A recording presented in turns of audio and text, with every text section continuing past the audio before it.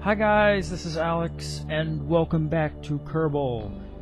So, still post-commentary, and we're gonna start this episode off with an aerobraking maneuver.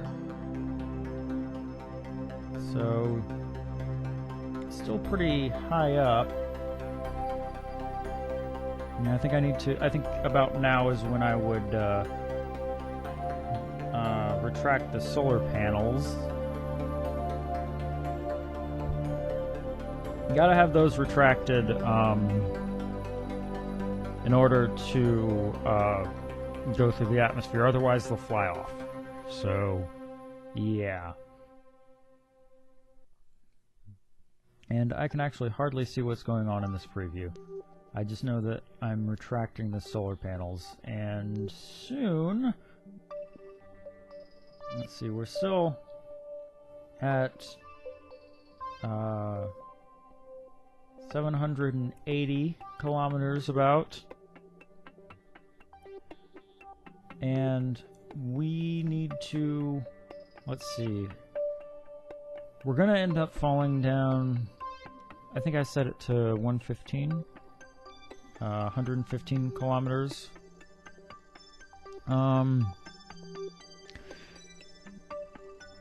I think Jool's atmosphere begins at around 138, if I remember correctly.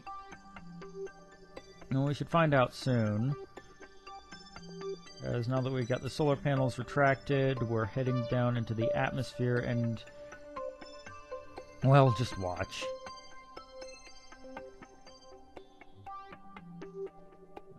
Still a little bit to go.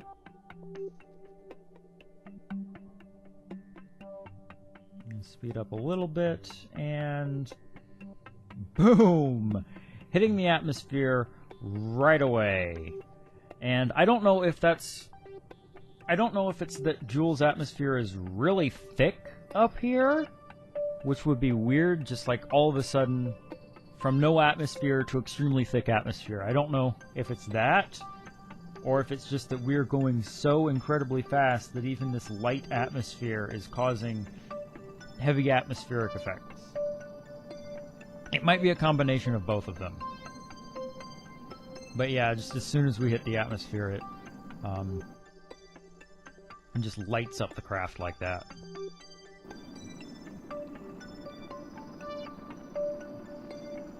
So, very good thing that no re-entry damage is applied to the craft.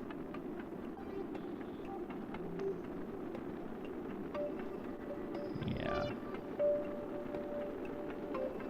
So, unbelievably, this will not actually damage the craft in any meaningful way. And it's also strange the way the shadows are being applied, because the light source...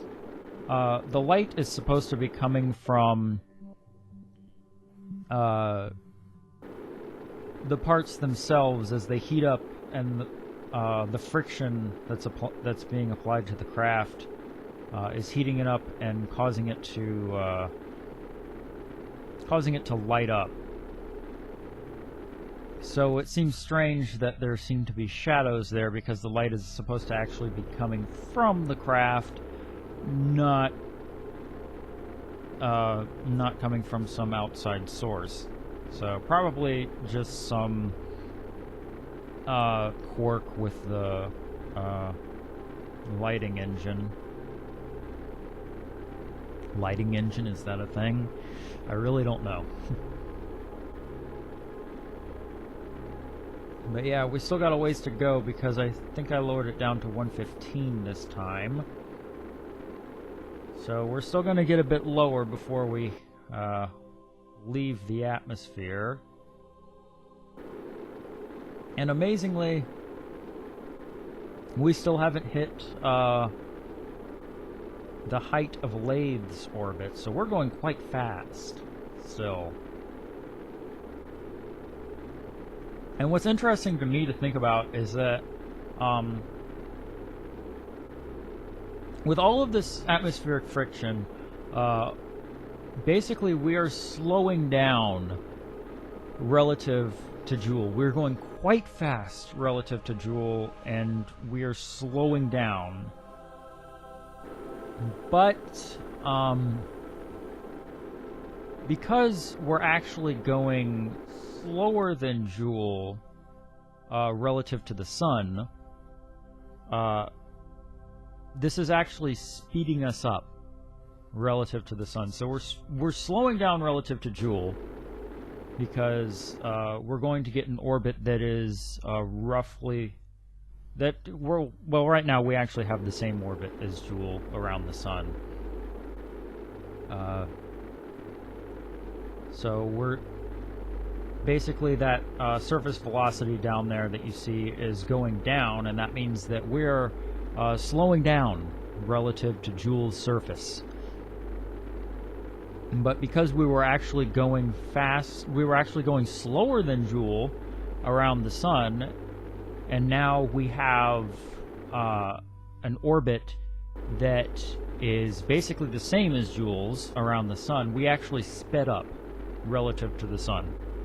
So kind of weird to wrap your mind around that, at least for me. It's a very weird thing to think of. So let's see. Yeah, this ended up taking us a bit too low into the atmosphere. And I think we would eventually end up escaping the atmosphere and we would be fine. But despite that, we don't get to the right height to get to Laythe. So I ended up reloading quick save and trying it again, because I think the first time I did this I actually misread the chart that I looked up online that shows like roughly what speed you need to be going, because I thought it meant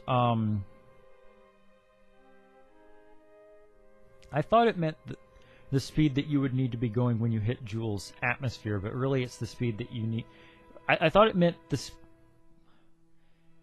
There were basically two axes on the graph, and one was how far down you need to go into the atmosphere, and the other one was how fast you're going.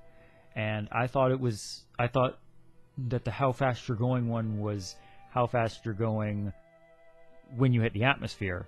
Really, it's how fast you're going as soon as you encounter Jool. So I actually went way too low into the atmosphere. So I ended up correcting that here. And I think I went to what? 120? I think 120 or 125. I can't see it very well. But yeah, we went quite a bit higher, which is a lot better, obviously, because it means we won't slow down quite as much, and hopefully we'll be able to get a good encounter with Laythe. So yeah, heading back down, taking another look at Jool as we do so. Or yeah, another look at Jool. You can see all the planets, or the moons, flying around. Some of them are about the size of planets. Not classified as planets, but still pretty big. And there's Laythe over there, I think. Yeah.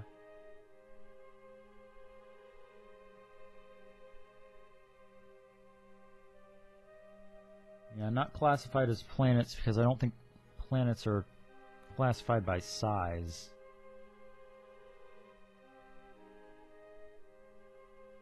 And they're classified by their characteristics, I think. Assuming I know that correctly. I'm not exactly an astronomer, so I don't know too much about that. But yeah, retracting the solar panels so that we can just drift on down there. I turned off the SAS because I don't want the SAS trying to correct this as we fly through the atmosphere. And there are the atmospheric effects. Yeah, I don't want the SAS like wasting electricity trying to correct our orientation as we fly through the atmosphere. It really doesn't need to do that.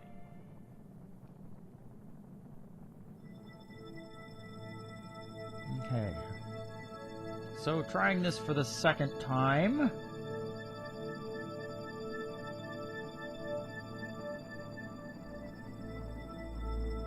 Still quite a few atmospheric effects going on there.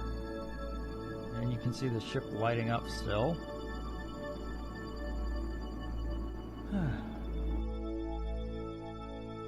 And this takes a while because you can't really do much time acceleration because it has to apply the physics of going through the atmosphere.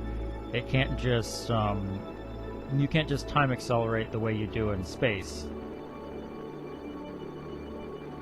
Because the way the game handles things in space, there's basically two types of acceleration. There's physics acceleration and time warp. And the physics acceleration basically accelerates the physics engine. Which is why when you're in the atmosphere, you can only do up to 4 times acceleration.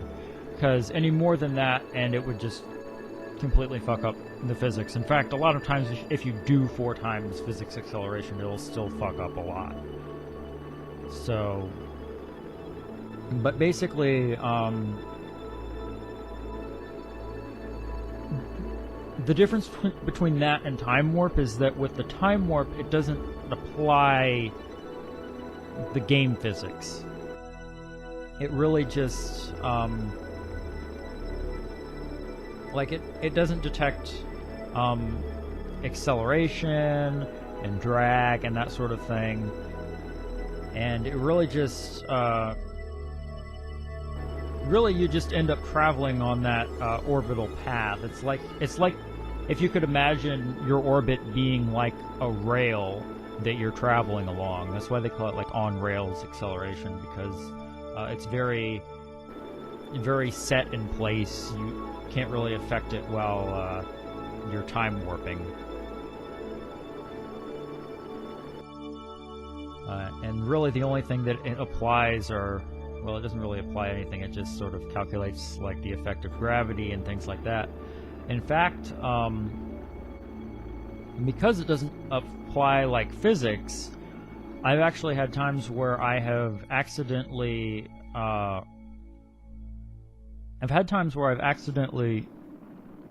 turned on time acceleration and went too high.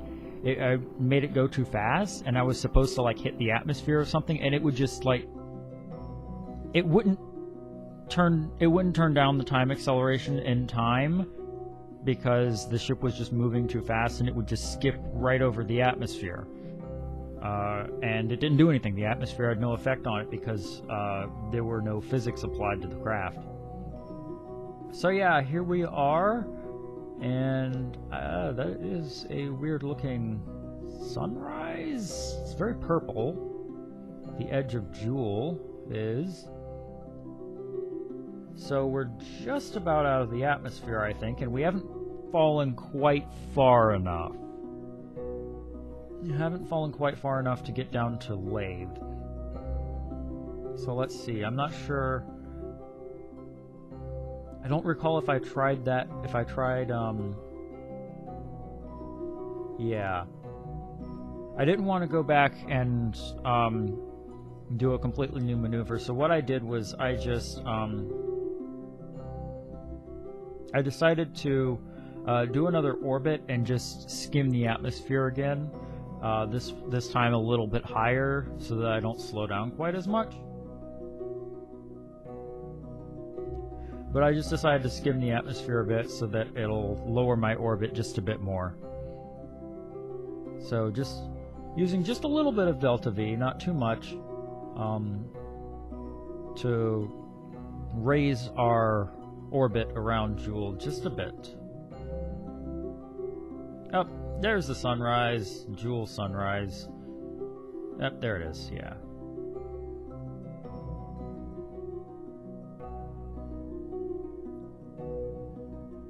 So yeah, we're gonna get into position and we're gonna do that. It's a very brief burn. It's not too much to talk about. We really just want to adjust our orbit just a little bit. And if you'll notice, we're actually orbiting the wrong way. We are going the wrong way relative to Laythe.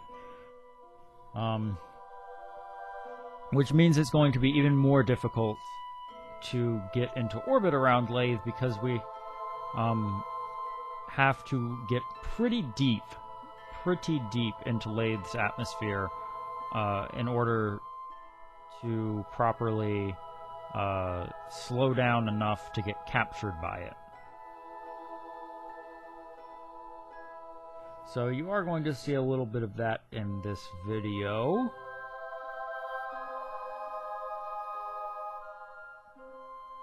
Okay. So just correcting my orbit a little bit. I don't recall how high I went. I think like 130, 135, something like that.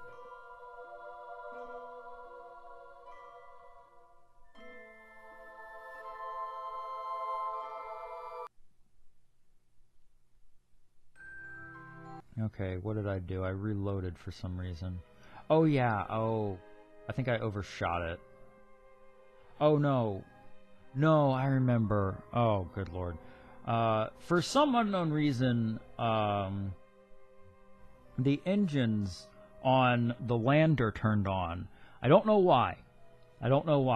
But for some reason they just decided to turn on. And when I fired, they used up a little bit of fuel, and I was just like, no, I quick saved like 5 seconds ago. I'm just going to reload it, and you're not going to use up any fuel. So yeah, I don't know why they turned on.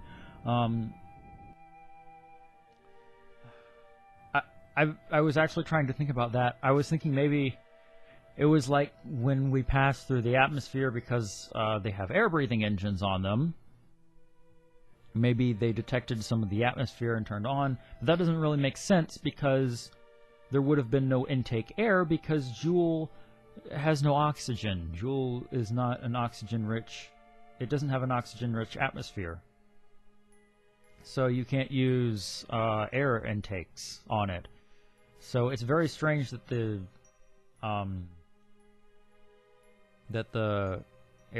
engines decided to turn on for some reason.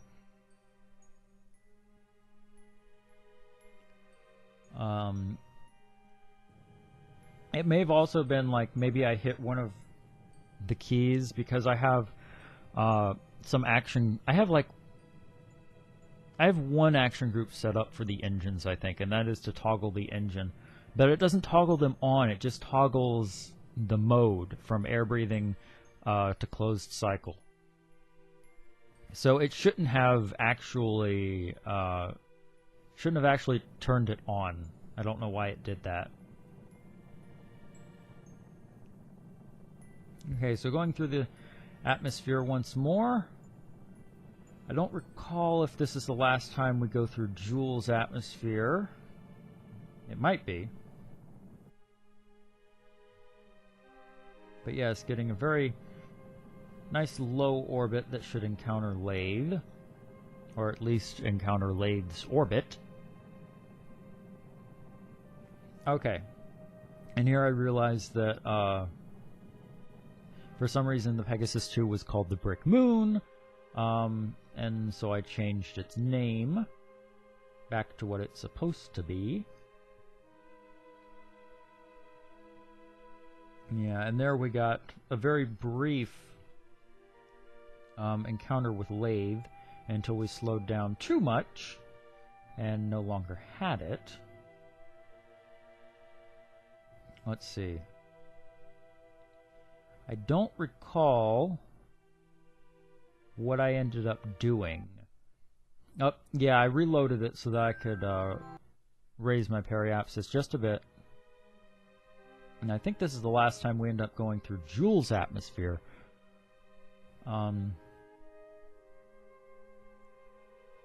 So I raised the periapsis just a bit so that we don't come quite as low.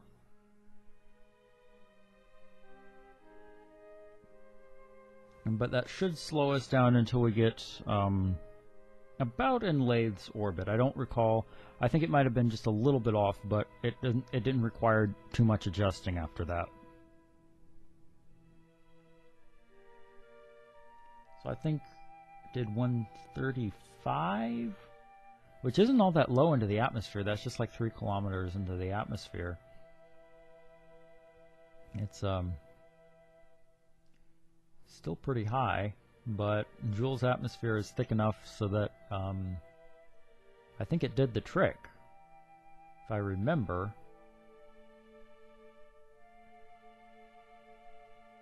Let's see, all the solar panels retracted, and there we go. Did we hit the atmosphere? I think so. Not really seeing... Oh, there are some atmospheric effects. Not too much this time. Not hitting the atmosphere quite as fast. Yep, there are some. Now we're in a little bit thicker part of the atmosphere.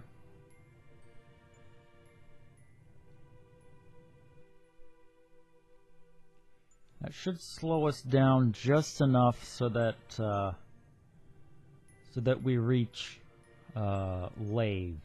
Should encounter it, I think. Yeah. I physics accelerated a bit until we got out of the atmosphere. Should be out of the atmosphere now, so I can stop physics accelerating. Thank you. Okay. There we go. Yeah, we got an encounter with Laythe.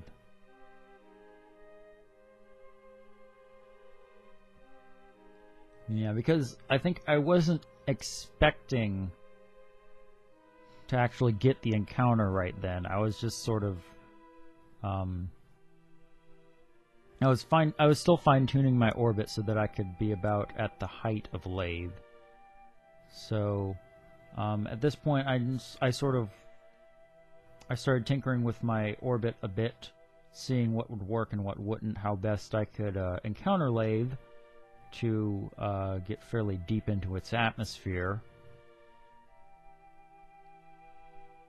And I think I decided that the best way would be to just slow down a bit. Wouldn't use too much delta V. I don't recall how deep I went. I think I went about 30 kilometers at an altitude of 30 kilometers, I think.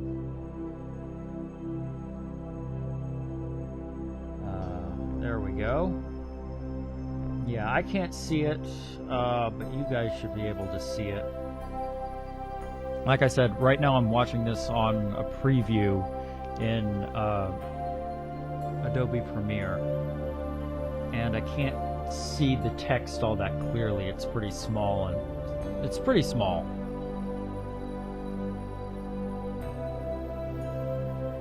So, can't really see how close I came to it.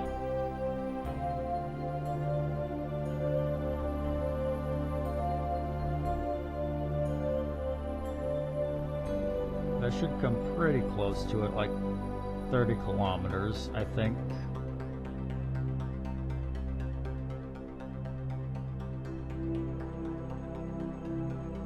And like I said before, we're actually orbiting the wrong way, which makes this much more difficult. Because we're going a lot faster than we would have been if we were orbiting the right way.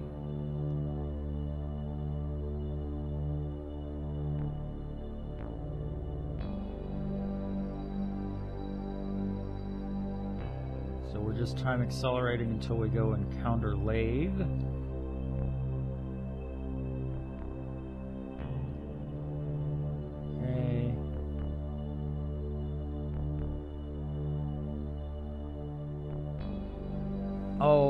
Oh, okay. I remember. That was as close as I could come to it. I don't remember how close it was. It was like a couple hundred kilometers. It was like 100 or so kilometers or something like that. But the reason I couldn't come any closer was because my orbit wasn't aligned properly. So I had to come over here and adjust my orbit, and I tried doing it with the RCS, but then I decided, you know, I've been using a lot of RCS, so... No, I did it all with the RCS, I think. I think it was later that I decided to not do that, with a different burn. Because I'd been using a lot of RCS, and I'm like, you know, it's not... Probably shouldn't be doing that. That's for other things. RCS is to be used for docking.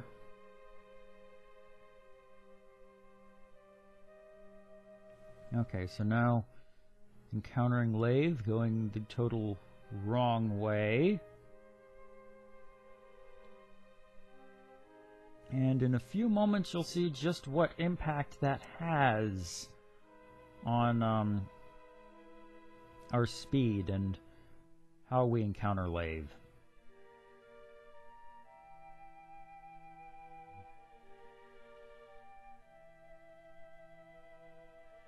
Okay, retracting the solar panels, which is very good because this is... hitting this atmosphere would totally decimate them.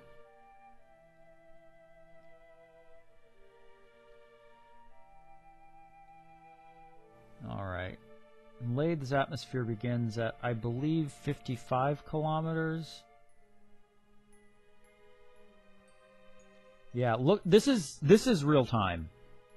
This is not time accelerated right now. Not at all. And we're just completely flying over Laythe. We are just going so incredibly fast.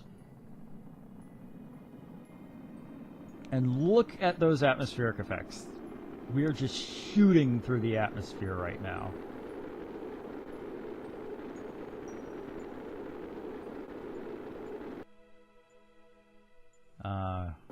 Yeah. We ended up going through the atmosphere so fast that it did not have time to slow us down. So even at 30 kilometers, we did not get captured by Laythe. We totally shot through the atmosphere. And I had to reload it, and I think this time, I don't recall how deep I went into the atmosphere. I think 20 kilometers? Oh.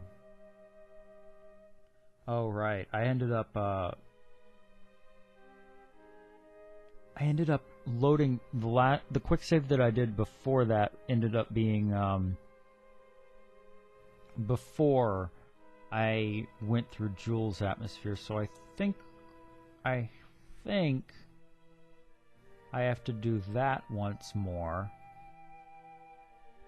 And after we do that, I think I remember putting down a quick save just after we encountered it so that I could worry about fine-tuning my encounter with Laythe instead of worrying about getting an encounter with it.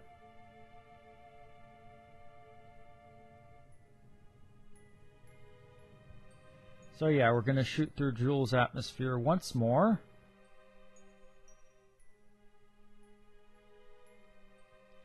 And this time my physics accelerated the entire way.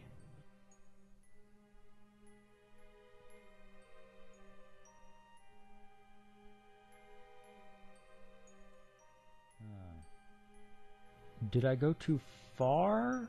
I might have gone too far. Oh, no, wait. No.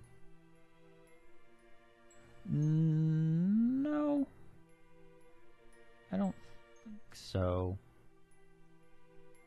Yeah, I think I ended up saying that it really wasn't a lot of delta V, so I might as well, instead of reloading and trying again, I'll just deal with it and just adjust my orbit a little bit, because it's like, I think it was like 20, 50 delta V or something, not much really.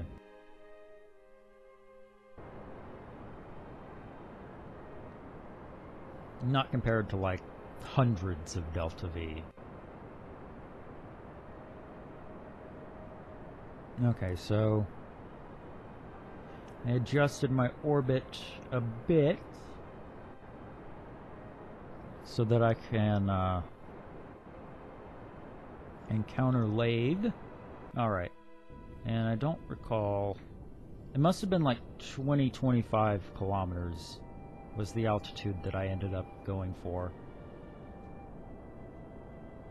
I don't recall. I'll actually have to take a look at that before I record another one, so that I know how high I need to go. Because, well, you'll see in just a few minutes. I think I already mentioned this in the last video, but okay. Accelerating until we get to the node so that we can adjust our orientation a bit.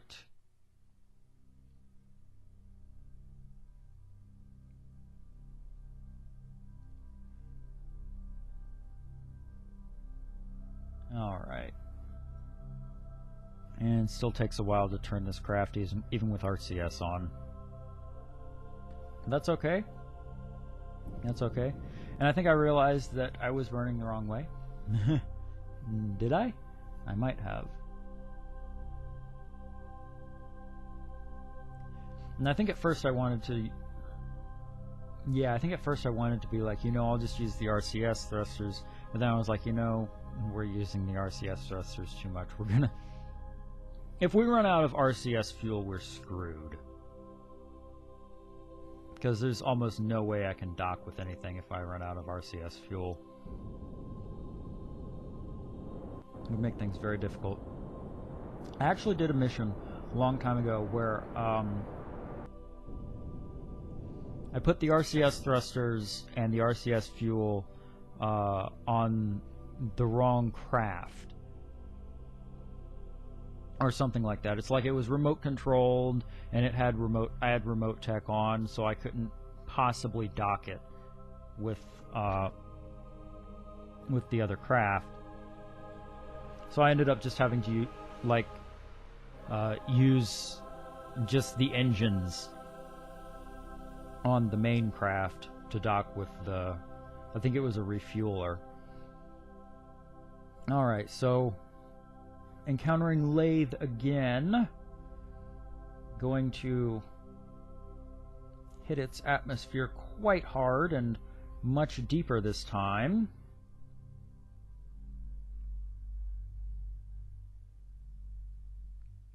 Alright. Still just shooting over it right now. You can just see it. This is, again, at real time. This is not time acceleration or physics acceleration. And we are just absolutely shooting over the surface. And we're getting into the really deep part of it. And okay. This part actually had me worried. Because, oh, yeah, if you look at those G-forces, they're just absolutely throwing the craft around.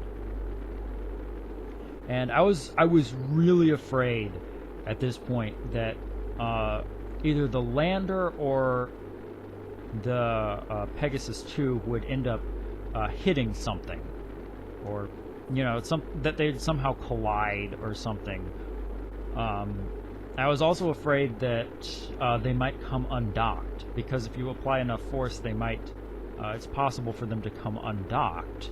So I was afraid that that would happen. It was quite scary, but at this point, it looks like we're out of danger of that. Things have calmed down a little bit, but it seems even passing that close to Laythe, we're still on an escape trajectory. We still did not get close enough to slow ourselves down and get captured by it.